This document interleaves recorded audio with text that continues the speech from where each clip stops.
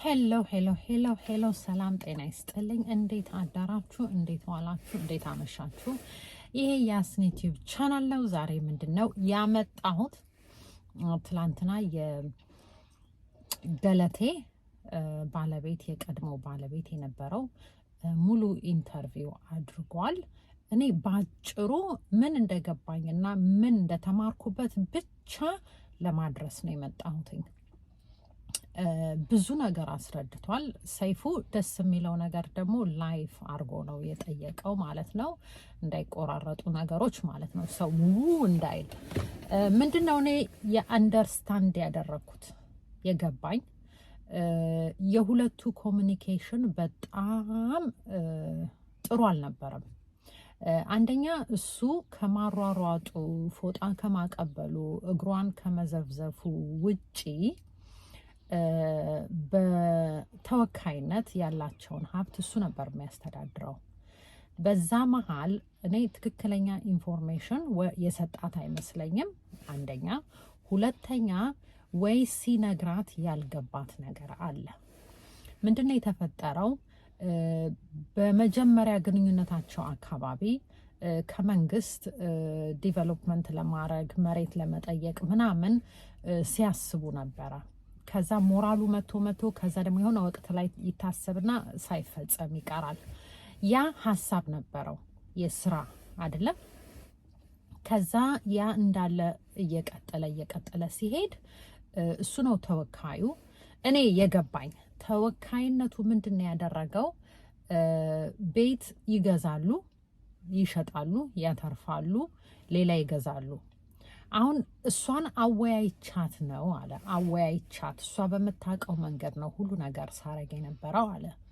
እሱ ሲነግራት አይ ቲንክ ቤት ልንገዛ ነው ሲላት እሺ የሚፈረመውን ምናምን ተፈራረምና ሙሉ ውክልና ስላለው ከዛ ግን ሄዶ ሸጦ ሌላ ቤት ሲገዛ ገዛው የሚለውን ብቻ ነው ረጅስተር ስታረግ የነበረው። መገዛቱን ታውቃለች። ተሽጦ ግን ሌላ ደግሞ ለተርፍ ወደ ሌላ መሄዱን የምታውቀው አይመስለኝም፣ ወይ የገባት አልመሰለኝም። ያ የቤቶቹ ጉዳይ ማለት ነው። ሲቀጥል ደግሞ የመኪናዎቹን ደግሞ እንዳለው እንደዚሁ 5 መኪና ኖሮን አያውቅም። መኪና እንገዛለን፣ እሷም አላት እኔም አለኝ። ከዛም በኋላ የሆነ አፕግሬድ ያደርጉታል። እሱን ይሸጡና ብር ጨምረው የተሻለ መኪና ይገዛሉ። ይገዛል፣ ይሸጣል፣ ሌላ ይገዛል እንጂ 5 መኪና አላቆምንም አለ። ይሄንን ብሏል። በዚህ እንትን ግን እንዳልኳችሁ የተማርኩበትና አንደርስታንድ ያረኩት አብረው ሲኖሩ ባልና ሚስት ስለነበረ እሱም ራይት አለው አይደለ? ባልና ሚስት ሲባል ማለት ነው። በዛ መሃል የተፈጠሩ ችግሮች እንዳሉ ሆነው ያለ መግባባት ተፈጥሯል። እሱ ገዛው ሸጥኩ ሲል ሙሉ ኢንፎርሜሽኑን ወይ አልገባትም ወይ ደግሞ በስርዓት አላስረዳትም። ያ እንዳለ ሆኖ እንደ ተወካይ ግን በጣም ሪስፖንሲብል ነበረበት። ይሄ ልጅ ሲገባ ምንድነው ያለው? ያስተዋልኩት ነገር መረብ ኳስ ተጫዋች ነበረ። ከ20 ዓመት በታች በጣም በትልቁ ማለት ነው በትልቅ ክለብ ለመጫወት ሁሉ እንትኑ ነበረ እና ስተዋወቃት እኔ እዛን ያህል አላቃትም ሯጭ መሆኗን ምናምን አለ። ኖ ስፖርት ፊልድ ውስጥ ካለ በደንብ አድርጎ ያውቃታል።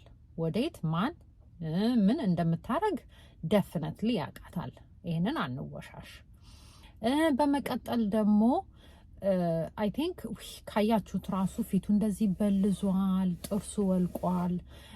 ምንድነው እሱ ያለው? እንዳለ ታሪኬን እኔ እዛ ወታ ስትናገር አለ የኔን ታሪክ የምታወራ ነው የመሰለኝ አለ። ምንድነው እሱ እንደተበደለ እሱን እንዳስደበደበችው ከአንድም 7 ጊዜ ሊገደል እንደነበረ አንዱ እንደውም ማስረጃ ያለው ጥርሴ ሁሉ የወለቀው አለ። ሸዋ ሱፐርማርኬት ስወጣ መኪናዬን በትልቅ ድንጋይ ተመቶ ተወርውሮ እንዳለ ጥርሴን አርግፎት በሽጉጥ ሊገሉኝ ብለው አምልጬ ነው የተረፍኩት አለ።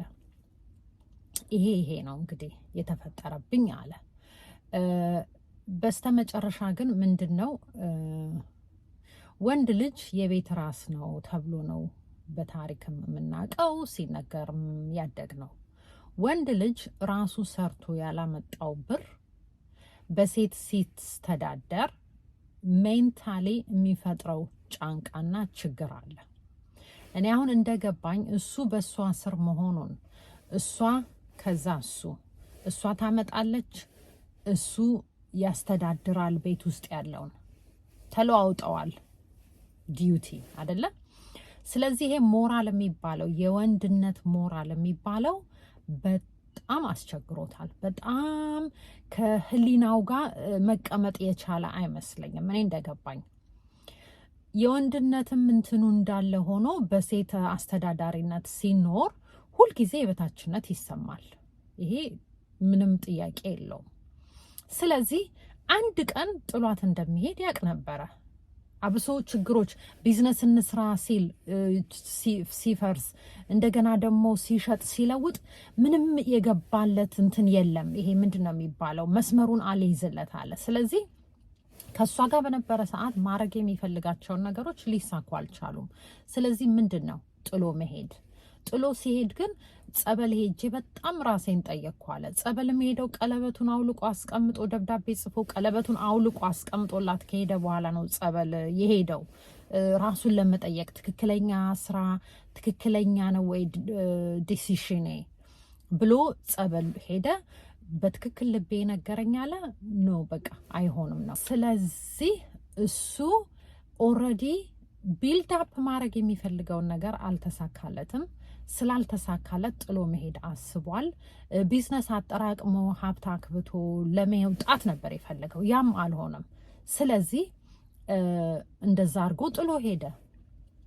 ግን በዚህ መሀል በስርዓት አላስረዳትም። ተጠቅሞባታል።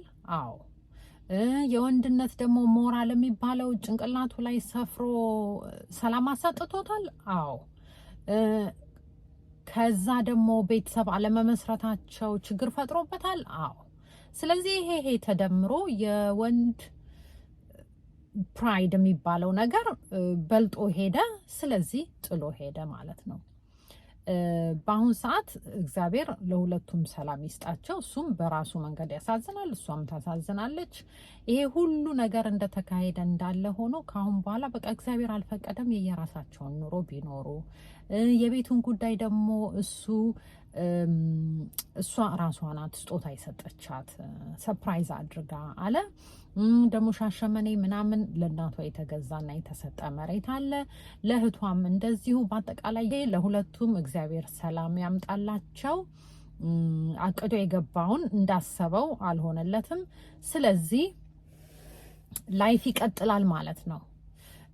በሁለቱም መፍረድ አይደለም በነገሮቹ ነው እኔ በተፈጠረው ነገር ጉዳይ እንጂ በሁለቱም እኔ ምንም የሚያገባኝ ነገር የለም። ነገር ግን ሁላችንም የምንማርበት ነው። ወንድ ሰርቶ ለፍቶ ተግቶ ሲያመጣና ከሴት ስር ቁጭ ብሎ ሲጠቀም ቫይቡ ይለያያል፣ ሞራሉ ይለያያል፣ የህይወት ጣሙ ይለያል። ስለዚህ ሴት ጋር ብር አይቶ መግባት ይሄ ነው መጨረሻው ነው የሚያስብለው። እና ለሁለቱም እግዚአብሔር ሰላማቸውን ያስፍንላቸው። አይ ቲንክ ለዛሬ ይሄንን ይዤላችሁ የመጣሁት። በጣም አመሰግናለሁ።